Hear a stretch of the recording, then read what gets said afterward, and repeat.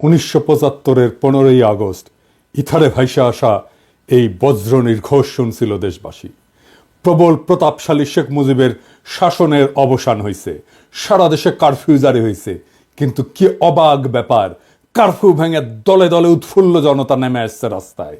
চারিদিকে মুক্তির আনন্দ, এক বর্বর স্বৈরাচারের পতন হয়েছে। তারপর সন্ধ্যাবেলা খন্দকার মোস্তাকের পাশে কোমরে রিভলভার গুজে যেই অফিসার শপথ নেওয়াতে যাচ্ছেন তিনিই ছিলেন মেজর ডালিম। মেজর ডালিম রাতারাতি হয়ে উঠছিলেন নায়ক, সাহসের প্রতিমূর্তি। তারপরে 75-এর সব বীরকে পাঠানো হলো নির্বাসনে। সে আর এক আলাপ আর একদিন করব। এরপর তিনি শুধু নামই ছিলেন ইতিহাসে। ওনার সাথে আমার প্রথম যোগাযোগ হয় 2019-এ প্যারিসে আসার পরে। ওনার সাথে চ্যাটিং হতো। ওনার একটা ফেবু আইডি ছিল ফ্যালকন আইজ নামে। নানা বিষয় আলাপ হইতো, ব্যাপক পড়াশোনায় ভদ্রলোকের। আমার সাথে ফোনে বা ভিডিওতে কখনো কথা হয়নি, তবে আমার ঘনিষ্ঠ সার্কেলের অনেকের সাথেই নিয়মিত কথা হইতো। আমি কথা বলতে চাইছিলাম, উত্তরে বলছিলেন বলবো সময় হইলেই। আমার স্বাধীনতা উত্তর বাংলাদেশ বইটা প্রকাশিত হইলে পড়তে চাইছিলেন, আমি পাঠাইছিলাম সুইডেনে ওনার এক শিষ্যের কাছে। উনি বই পাইয়া বই হাতে ছবি পাঠাইছিলেন, এটা নিশ্চিত করতে যে ওনার কাছে পৌঁছাইছে। আমি আমার সার্কেলে ওনারে বড় ভাই বলে ডাকতাম। জিজ্ঞেস করতাম, বড় ভাই কেমন আছেন, কি বলেন। কোনো রাজনৈতিক পরিস্থিতিতে জানতে চাইতাম বড় ভাইয়ের রিডিং কি। একটা সময় খেয়াল করলাম উনি ভুলে যাইতেছেন জিনিসপত্র, ডাক্তারি ভাষায় যাকে বলে কগনিটিভ ডিজিজ। তখন থেকে ওনাকে বলতে শুরু করলাম বুড়া। তো জিগাইতাম বুড়াটার খবর কি। যাই হোক, উনি নাকি বলছেন যে ওনার বয়স 75 বছর, আসলে ওনার বয়স 78 বছর। ওনার জন্ম 1946 সালে উইকিপিডিয়ার তথ্য অনুসারে। 64 সালে বিমান বাহিনীতে যোগ দেন, ঠিক 18 বছর বয়সে। বুড়া বয়সে 3 বছর কম হয়ে বলছে আর কি, আমার অনুমান ভুলে বলছে। এপিসোডের স্ক্রিপ্ট লিখতে লিখতে ওনার ছবিটা খুঁজতেছিলাম, যে ছবিটা দেখাইলাম আমার বই হাতে, ছবিটা পাইতেছিলাম না। তো সুইডেনের বাইরে ফোন দিলাম, তো উনিও খুঁজতেছেন। এর মধ্যে বুড়া ফোন দিছে ওই সুইডেনের বাইরে। তো উনি যখন জানলেন যে আমি লাইনে আছি, উনি স্পিকারে দিলেন, আমি শুনতেছি। উনি বলতেছেন, আমাদের দুইজনকে স্পিকারে দিলেন। উনি জিজ্ঞেস করলেন পিনাকি কি দেখছে আমার লাইভ। আমি বললাম হ দেখছি বড় ভাই। তো সুইডেনের বড় ভাই ওনারা বলতেছেন, আপনি পিনাকির বই হাতে একটা ছবি তুলছিলেন না, আছে ওইটা। আমি শুনতেছি। তো বুড়া বলতেছে, পিনাকি বই লিখছে নাকি, কই আমি তো দেখি নাই। তো রিসেন্ট মেমোরি নাই হয়ে যাইতেছে, আর্লি সাইন অফ আলঝেইমার্স। যাই হোক, বুড়া আমাদের মাঝে আরো অনেকদিন বাইচা থাকেন। ওনার লাইভ এপিসোড করছে ইলিয়াস। এইটাই সম্ভবত বাংলাদেশের মানুষের সর্বোচ্চ দেখা লাইভ। ইউটিউবে একসঙ্গে সর্বাধিক সংখ্যক দর্শকের লাইভ স্ট্রিমের রেকর্ডটা 8 মিলিয়ন। তবে এইটা বাংলা ইউটিউবের সর্বোচ্চ, এটা নিঃসন্দেহ। এবং আমার মনে হয় এই রেকর্ড আর কেউ কখনো ভাঙতে পারবে না। এইবার আসেন এপিসোডের প্রসঙ্গে। বাম, আওয়ামী লীগ আর প্রগতিশীল বিএনপির পুচ্ছে আগুন লাগিয়েছে একই সাথে। যাই হোক, আমি সবগুলা আগুন নিয়ে আজকে কথা বলবো না, কয়েকটা আগুন নিয়ে কথা বলি। প্রথম অভিযোগ কি, মেজর ডালিম নাকি খুনি। আসলে কি মেজর ডালিম খুনি?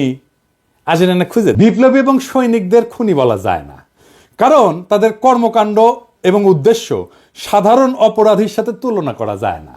আদালত যখন প্রাণ নেয় সেটাকে খুন বলা যায়? একজন সৈনিক যখন দেশের শত্রুকে হত্যা করে সেটাকে অপরাধমূলক কাজ? একজন নারী যখন তার ধর্ষককে হত্যা করে ফেলে ধর্ষণের সময়, সেটাকে অপরাধ না? সেটা না। কেন না? এর কয়েকটা কারণ আছে, বুঝে দেখি। 1 নম্বর কারণ, নৈতিক পার্থক্য, মোরাল জাস্টিফিকেশন। বিপ্লবীরা সাধারণত বিদ্যমান শাসন ব্যবস্থার অন্যায় বা নিপীড়নের বিরুদ্ধে সংগ্রাম করে। তাদের কর্মকাণ্ড একটা বৃহত্তর সামাজিক এবং রাজনৈতিক পরিবর্তনের উদ্দেশ্যে পরিচালিত হয়, বৃহত্তর স্বার্থে। নৈতিক দৃষ্টিকোণ থেকে এটা ন্যায় যুদ্ধ, জাস্ট ওয়ার, এই ধারণার সাথে সম্পর্কিত। সৈনিকেরাও একটা প্রতিষ্ঠিত রাষ্ট্র বা আদর্শ রক্ষার জন্য কর্তব্য পালন করেন। 2 নাম্বার, উদ্দেশ্যের মাহাত্ম্য। এটাকে ইংরেজিতে বলে এন্ডস ভার্সেস মিনস।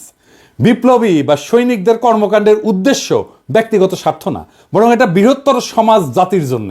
দার্শনিক ইমানুয়েল কান্ট বা জন স্টুয়ার্ট মিলের মতবাদে উদ্দেশ্যের গুরুত্ব এবং প্রভাব নিয়ে আলোচনা আছে। মিলের উপযোগবাদ বলে একটা তত্ত্ব আছে। এটা অনুযায়ী যদি একটা কর্ম বৃহত্তর জনগণের কল্যাণে হয় তবে সেটা নৈতিকভাবে গ্রহণযোগ্য।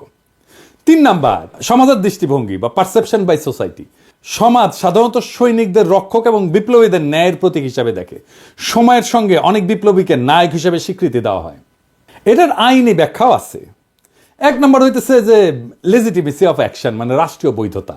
সৈনিকদের কর্মকাণ্ড রাষ্ট্রীয় আদেশের আওতায় ঘটে। আন্তর্জাতিক আইন অনুযায়ী যুদ্ধ বা প্রতিরক্ষায় হত্যা বৈধ, যদি তা যুদ্ধের আইন মেনে চলে। 2 নম্বর হচ্ছে রাজনৈতিক লড়াই বনাম অপরাধ, পলিটিক্যাল স্ট্রাগল ভার্সেস ক্রাইম। বিপ্লবীরা সবসময় বিদ্যমান আইন ভঙ্গ করে, বিপ্লব বা অভ্যুত্থান বিদ্যমান আইনের উপরে। সেই জন্যে বিপ্লবীদের কর্মকাণ্ডকে অপরাধ হিসেবে বিবেচনা করা যায় না, কারণ আইন এটা সংজ্ঞায়িত করে বা ডিফাইন করে অপরাধ, আর বিপ্লব এটার উপরে। তা উপরে থেকে এই অপরাধের ডেফিনেশন তো বিপ্লব গ্রহণ করবে না। জুলাই বিপ্লবে পুলিশ নিহত হয়েছিল, মারা গেছিল, মেরে ফেলা হয়েছিল, এটা অপরাধমূলক কাজ না, এটা বিপ্লবী সহিংসতা। এই জন্যই এই হত্যার বিচার করা যাবে না, কারণ বিপ্লব অভ্যুত্থান আদালত বা আইনের চাইতে বড়। যদি পুলিশ হত্যার বিচার হয় তাহলে ধরে নেবেন বিপ্লব পরাজিত। 15ই আগস্টের বিপ্লব পরাজিত হয়েছিল জন্যই আগস্ট বিপ্লবের নায়কদের বিচার এবং ফাঁসি হয়েছিল। 3 নম্বরে হইতেছে যে ইচ্ছাকৃত হত্যা বনাম কর্তব্য, ইন্টেনশনাল কিলিং ভার্সেস ডিউটি। সাধারণ অপরাধী ব্যক্তিগত স্বার্থে হত্যা করে, অন্যদিকে সৈনিকেরা যুদ্ধক্ষেত্রে এবং বিপ্লবীরা সামাজিক রাজনৈতিক কাঠামো এবং বিদ্যমান ব্যবস্থা বদলের উদ্দেশ্যে কাজ করে এবং এর ক্ষেত্রে বিপ্লবী সহিংসতা হয়। এইটা তাদের কাজকে ইচ্ছাকৃত হত্যাকাণ্ড থেকে আলাদা করে। সেই জন্যই তাদের কাজগুলোকে ইচ্ছাকৃত হত্যাকাণ্ড থেকে আলাদা হয়ে যায়। শেখ মুজিবকে কেউ খুন করেনি, সে অভ্যুত্থানে নিহত। তার পরিবারের সদস্যদের কেউ খুন করেনি, তারাও অভ্যুত্থানে নিহত। দ্বিতীয় অভিযোগ হচ্ছে মেজর ডালিম শিশু হত্যা করেছে। আবার ইন্টারেস্টিংলি কৌতুকপ্রদভাবে এটা আইসিছে বামেদের কাছ থেকে। হ্যাঁ, মেজর ডালিম কি শিশু হত্যা করেছে? মেজর ডালিম 32 নাম্বার আক্রমণ করে নাই, তারে দায়িত্ব দিতে চাইছিল, সে নেয় নাই।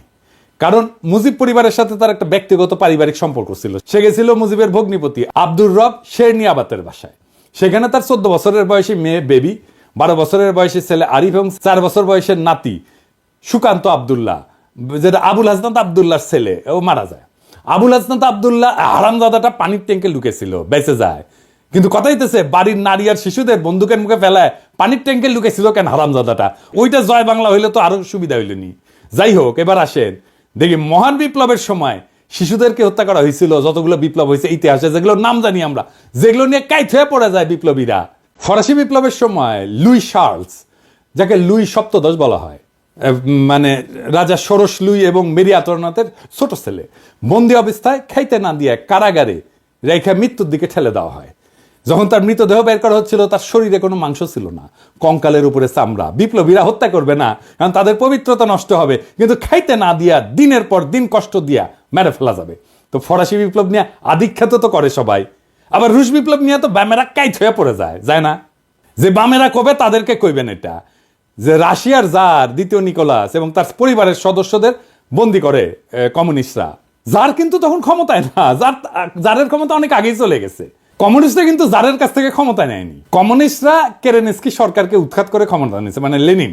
ক্ষমতা নেওয়ার পরে 18 সালে 17 জুলাই একসাথে হত্যা করে এই জারের পরিবারকে, তার স্ত্রী আলেকজান্দ্রা এবং তাদের 5 সন্তান, অলগা, তাতিয়ানা, মারিয়া, আনাস্তাসিয়া এবং অ্যালেক্সি।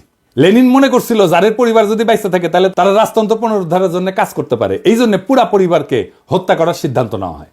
পরিবারের সকল সদস্যদেরকে কমিউনিস্ট বিপ্লবীরা গুলি করে হত্যা করে, পরে তাদের মৃতদেহ অ্যাসিড দিয়ে বিকৃত করে মাটিতে পুঁতে ফেলা হয়। এর মধ্যে অ্যানাস্তাসিয়া নিকোলায়েভনার এর বয়স ছিল 17 বছর, আর অ্যালেক্সি নিকোলায়েভিচের বয়স ছিল মাত্র 13 বছর। দুই ক্ষেত্রেই প্ল্যান করে মারা হয়েছে অনেক পরে। 15ই আগস্টে শিশুরা মারা গেছে কোল্যাটারাল ড্যামেজে, প্ল্যান করা হয়নি যে শিশুদের মারা হবে। এখন আমরা যদি বলি মেজর ডালিমেরা তো শিখেছে ফরাসি আর রুশ বিপ্লব থেকে, উত্তর আছে আগে বামেরা লেনিনের বিচার করুক, ফ্রেঞ্চ রেভলিউশনের বিপ্লবীদের বিচার করুক, জবাব আনুক, আমরা তারপরে জবাব দেব। এখন অনেকের মনে প্রশ্ন এসছে যে মেজর ডালিম কি তাহলে দেশে ফিরবেন বা ফিরতে পারবেন? আমাকে সুইডেনের ভাই, বড় ভাই, যিনি মেজর ডালিমের শিষ্য, উনি বলছেন ওনারে তো দেশে আনা দরকার, উনি অবশ্যই দেশে আসবেন। আমরা নতুন সংবিধান লিখলে 15ই আগস্টকে বিপ্লবী অভ্যুত্থানের মর্যাদা দেব। আগের রায় বিচার সবকিছু ইনভ্যালিড হয়ে যাবে। তিনি তখনই বীরের বেশে দেশে ফিরবেন। 24-এর বিপ্লব যারা নির্মাণ করছে তাদের অনেকেরই আইডল ছিলেন মেজর ডালিম, অন্তত আমার তো ছিলেনই। উনার নাম আমরা আকাশে লিখে রাখবো ঈসা খান তিতুমির, হাজী শরীয়তুল্লাহর সাথে। বাংলাদেশে যতবার জালেম আসবে ততবার মেজর ডালিমেরা জন্মাবে। কখনো তাদের নাম হবে আবু সাইদ, কখনো তাদের নাম হবে মীর মুগ্ধ, কখনো তাদের নাম হবে ওয়াসিম, আনাস। আমরা এক একটা তারার নাম দেব এই বীরদের নামে। 24-এর বিপ্লব একটা প্রকৃত বিপ্লব হয়ে উঠবে যদি আমরা নতুন সংবিধান লিখে মেজর ডালিমকে দেশে ফিরে আনতে পারি। সেই দিন হবে বিপ্লবের প্রকৃত বিজয়।